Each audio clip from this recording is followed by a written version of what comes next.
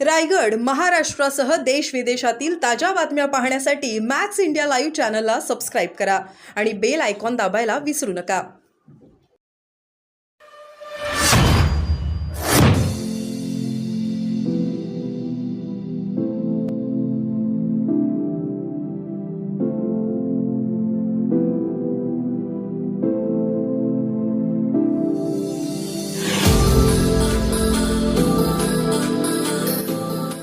आचारसंहिता लागल्यानंतर ते बैठक घेणार आहे. लढायचं की पाडायचं त्याबाबतचा निर्णय ते बैठकीत घेतील. पण तुमची भूमिका काय असेल ओबीसी? बघा, जरांगे कुठलीही एक विधानसभा सुद्धा निवडणूक लढवणार नाहीत. जरांगेंच्या कमिटमेंट ह्या आत्ताचे मुख्यमंत्री एकनाथराव शिंदे आणि शरदचंद्रजी पवार आणि त्यांचं सर्व धोरण राबवणारे, आखणारे, त्यांना दिशा देणारे हे रोहित पवार आणि त्यांची सोशल मीडियाची टीम वॉर रूम ही चालवते. त्यामुळं मी तुम्हाला बॉन्ड पेपरवर लिहून द्यायला तयार आहे की जरांगे पाटील एक सुद्धा विधानसभेमध्ये आपला उमेदवार उभा करणार नाहीत आणि निवडणूक लढणार नाही. ते कोणाच्या सांगण्यावरून करणार नाही की बैठकीतला जो निर्णय होईल त्यावर अहो, बैठकीत कोण आहे जरांगेच्या बैठकीमध्ये भूमाफिया, वाळू माफिया, 2 नंबर धंदेवाले आहेत.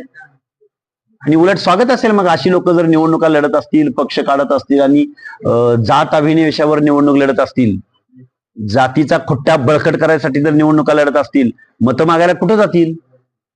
आम्हाला समाज व्यवस्थेमध्ये प्रवर्गाची भाषा बोलत असताना गावगाड्यातल्या बहुसंख्य लोकांच्या प्रश्नावरती आम्ही काम करत आहोत. त्यामुळे जरांगेंनी असा अजेंडा घेऊन निवडणुकीला सामोरं जावंच. 288 विधानसभा मतदारसंघामध्ये आम्ही त्यांचं स्वागत करू.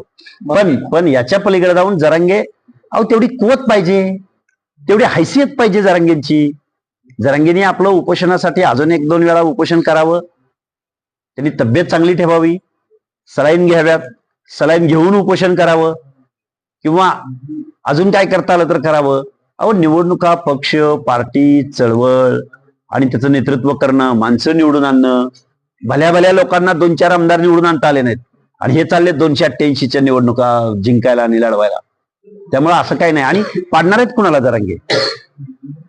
ज्या मराठ्याच्या आमदार खासदारांनी, ज्या मराठ्यांच्या आजीमाजी मुख्यमंत्र्यांनी ज्या जरांगेंना पाठिंबा दिला, लेखी पाठिंबा दिला, त्यांना पैसा दिला, डिझेल दिलं, सोशल मीडिया पुरवला, गाड्या दिल्या. आता कालचं सुद्धा उपोषण सुटल्यानंतर या जरांगेंना कुणी गाड्या पुरवल्या? या जरांगेंना कुणी सपोर्ट केला? राजेश टोपे आदल्या रात्री येऊन भेटून जातात आणि दुसऱ्या दिवशी जरांगे ऍडमिट होतात. याच्या मागचं लॉजिक काय आहे? या प्रश्नाची उत्तर पाहिजेत. आणि आम्ही मोगाम बोलत नाही, आम्ही वास्तव बोलतोय. आणि आम्ही आंदोलनाला बसलो आणि जरांगे पाटलांचं उपोषण कुठल्याही शासनाच्या शिष्टमंडळाशिवाय, आणि नेते आले अनेक की ज्यांच्या स्क्रिप्टवर जरांगे चालतात, ते नेते आले, भेटले, पण त्याच्याशिवाय कुठलंही शासनाचं अधिकृत शिष्टमंडळ न येणं हे आमच्या आंदोलनाचं यश आहे असं आम्ही मानतो. भुजबळ साहेब म्हटले होते की जरांगेच्या उपोषणाला जरांगेंनी आणून बसलं भुजबळांना, राजेश टोपे आणून बसेल भुजबळांना. हा प्रश्न राजेश टोपेंनी पळ काढला तिथून. नाही, राजेश टोपे बघा, ते स्वतःला सेक्युलरवादी समजतात, पण राजेश टोपे हे शरदचंद्र पवारांच्या स्क्रिप्टवर चालतात. आणि राजेश टोपेंना शुभेच्छा आहेत की घनसावंगी मतदारसंघामध्ये तुम्ही सेक्युलरवादी असेच राहा, एका जातीचंच काम करत राहा, एका जातीच्याच आंदोलनाला तुम्ही भेटी देत राहा. राजेशजी टोपे, तुमचा किती पैसा आहे, किती कारखाने आहेत, तुम्ही किती चॉपर विमानामधून जरी तुमच्या मतदारसंघात पैसे वरून जरी टाकले तरी ओबीसी बांधव घनसावंगीमध्ये राजेश टोपेंना निश्चित याचं ऑडिट विचारणार, जाब विचारणार. मग तुम्ही जर म्हणताय की शरद पवार आणि मुख्यमंत्र्यांच्या इशाऱ्यावर जरांगे जातात, काल संभाजीराजे, राजू शेट्टी त्यांना भेटून गेले आघाडीसाठी. बघा, राजू शेट्टी असतील किंवा मिस्टर संभाजी भोसले असतील किंवा कोण चटप, धोंडगे, अजून कोण, बच्चू कडू, हे सगळे वाया गेलेले, वात इजलेले तोटे आहेत. तर बच्चू कडूंना कधी काळी या महाराष्ट्रामध्ये एक वेगळा आंदोलक म्हणून पाहिलं जायचं. त्यांच्यातला येरा कधीच संपलेला आहे. बच्चू कडूंनी जर उद्धव साहेबांबरोबर राहण्याचा निर्णय घेतला असता तर बच्चू कडूची ती अकाउंटेबिलिटी, ती एरा तो टिकले असते. परंतु बच्चू कडू संपलेले आहेत कधीच. बच्चू कडू सत्तेच्या बाजून राहिलेले आहेत. बच्चू कडूंना कॅरेक्टर आहे, ना अजेंडा आहे ना धोरण आहे. त्यामुळे बच्चू कडू असो किंवा राजू शेट्टी असो, राजू शेट्टी मिस्टर संभाजी भोसलेंच्या बरोबर गेल्यानं राजू शेट्टींना हातकणंगले मतदारसंघात किंवा त्यांच्या शिरोळमध्ये आम्ही ओबीसी बांधव, पर्टिक्युलरली जास्त संख्येत असणाऱ्या धनगर बांधव शिरोळमध्ये राजू शेट्टींना मतदान करेल का, जो कधी काळी राजू शेट्टींचा असेट होता. आणि मिस्टर संभाजी भोसलेंनी पाठिंबा दिला म्हणून मराठा बांधव तिथल्या जैन कम्युनिटीचं नेतृत्व स्वीकारेल का, हे विळ्या भोपळ्याचं शक्य आहे. त्यामुळे राजू शेट्टी उतार वयामध्ये थोडस सबुरीनं चला, उगच काहीतरी कोणाच्या तरी गळ्यात माळा घालायच्या भानगडीत पडू नका. निवडणुका तोंडावर आलेल्या आहेत, थोडस सावधतेने तुम्ही पावलं टाकावीत असा मी एक आमचे ज्येष्ठ किंवा एक चळवळीतला एक ऊस आणि ऊस दरावर एक चांगलं काम करणारा, दिशा देणारा एक कार्यकर्ता म्हणून राजू शेट्टींकडे पाहिलं जातं. परंतु अशा वागण्यानं राजू शेट्टी उरली सुरली पद संपून जाईल तुमची.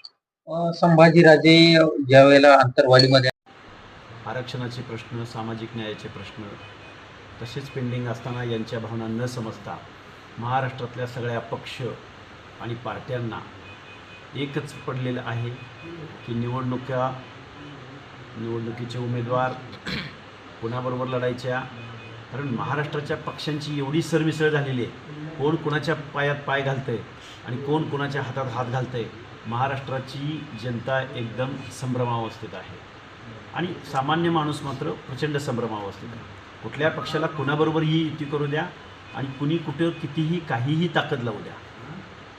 आमच्या 6 ते 7 जिल्ह्यामध्ये निवडणुका ह्या पक्ष, पार्टी, संघटना या धोरणावर होणार नाहीत, तर या 6-7 जिल्ह्यामध्ये नांदेड, परभणी, जालना, लातूर, धाराशिव, बीड, परभणी, छत्रपती संभाजीनगर या 6-7 जिल्ह्यामध्ये निवडणुका होतील. त्या फक्त ओबीसी वर्सेस मराठा.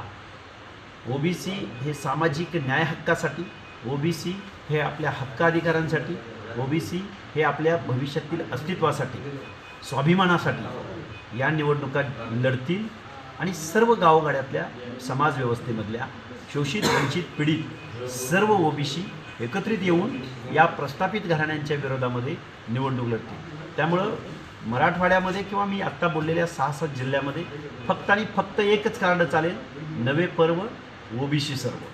आणि हा ट्रेंड जो आहे, हा ट्रेंड भल्या भल्या पक्षांना, भल्या भल्या पार्ट्यांना, भल्या भल्या नेत्यांना घरचा रस्ता दाखवेल. त्यामध्ये आम्ही नांदेड जिल्ह्यामधला भोकर असो किंवा जालना जिल्ह्यामधली घनसावंगी असो, परभणी जिल्ह्यामध म्हणजे अनेक जिल्ह्यामधल्या, छत्रपती संभाजीनगरमधला पैठणसारखा मतदारसंघ, अनेक मतदारसंघ आहेत. त्या मतदारसंघामध्ये ओबीसी कार्ड आणि ओबीसी पर्व हे भल्या भल्या पक्षांना घरी बसवेल आणि महाराष्ट्रामध्ये एक परिवर्तन सुरू झालेलं असेल. महाराष्ट्रामध्ये सर्वसामान्यांचं त्यांनी निवडून दिलेलं त्यांच्या प्रश्नावर काम करणारे लोकप्रतिनिधी महाराष्ट्राच्या विधानसभेमध्ये निश्चित निवडून जातील आणि त्यासाठी आम्ही येऊ घातलेल्या काही कालावधीमध्ये एक चांगला जनसंवाद साधणारा आणि ओबीसीनी मतदान ओबीसीला दिलं पाहिजे, ओबीसीनी मतदान SC STला दिलं पाहिजे, ओबीसीनी मतदान एक वेळ अल्पसंख्याकांना दिलं पाहिजे. पण ओबीसी हे आमच्या हक्काने अधिकाराच्या विरोधामध्ये भूमिका न घेणाऱ्या, उलट डावलणाऱ्या आमदार, खासदार, मुख्यमंत्री, विरोधी पक्षनेत्याचे आजी-माजी मुख्यमंत्री या सर्व माणसांना त्यांचा घरचा रस्ता दाखवेल. ही एक विधानसभा सुद्धा निवडणूक लढवणार नाहीत. जरांगेंच्या कमिटमेंट ह्या आत्ताचे मुख्यमंत्री एकनाथराव शिंदे आणि शरदचंद्रजी पवार आणि त्यांचं सर्व धोरण राबवणारे, आखणारे, त्यांना दिशा देणारे हे रोहित पवार आणि त्यांची सोशल मीडियाची टीम, वॉर रूम ही चालवते. त्यामुळं मी तुम्हाला बॉन्ड पेपरवर लिहून द्यायला तयार आहे की जरांगे पाटील एकसुद्धा विधानसभेमध्ये आपला उमेदवार उभा करणार नाही आणि निवडणूक लढणार नाही. ते कोणाच्या सांगण्यावरून करणार नाही की बैठकीतला जो निर्णय होईल त्यावर अवलंबून राहतो. बैठकीत कोण आहे जरांगेच्या बैठकीमध्ये भूमाफिया, वाळू माफिया, 2 नंबर धंदेवाले आहेत. आणि उलट स्वागत असेल मग अशी लोक जर निवडणुका लढत असतील, पक्ष काढत असतील आणि जात अभिनय निवडणूक लढत असतील, जातीचा खुट्टा बळकट करायसाठी जर निवडणुका लढत असतील, मतं मागायला कुठं जातील? आम्हाला समाजव्यवस्थेमध्ये प्रवर्गाची भाषा बोलत असताना गावगाड्यातल्या बहुसंख्य लोकांच्या प्रश्नावरती आम्ही काम करत आहोत. त्यामुळे जरांगेंनी असा अजेंडा घेऊन निवडणुकीला सामोरं जावंच. 288 विधानसभा मतदारसंघामध्ये आम्ही त्यांचं स्वागत करू. पण याच्या पलीकडे जाऊन जरांगे तेवढी कुवत पाहिजे, तेवढी हैसियत पाहिजे जरांगेंची. जरांगेंनी आपलं उपोषणासाठी अजून 1-2 वेळा उपोषण करावं. त्यांनी तब्येत चांगली ठेवावी, सलाईन घ्याव्यात, सलाईन घेऊन उपोषण करावं किंवा अजून काय करता आलं तर करावं. निवडणुका, पक्ष, पार्टी, चळवळ आणि त्याचं नेतृत्व करणं, माणसं निवडून आणणं, भल्या लोकांना 2-4 आमदार निवडून आणता आले नाहीत आणि हे चालले 288च्या निवडणुका जिंकायला आणि लढवायला. त्यामुळं असं काही नाही. आणि पाडणार आहेत कुणाला जरांगे?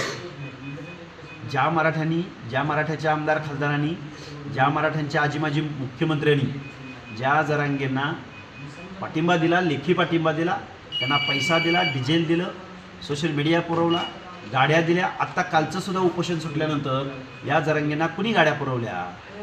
या जरांगेंना कुणी सपोर्ट केला? राजेश टोपे आदल्या रात्री येऊन भेटून जातात आणि दुसऱ्या दिवशी जरांगे ॲडमिट होतात. याच्या मागचं लॉजिक काय आहे? या प्रश्नाची उत्तरं पाहिजेत. आणि आम्ही मोगाम बोलत नाही, आम्ही वास्तव बोलतो.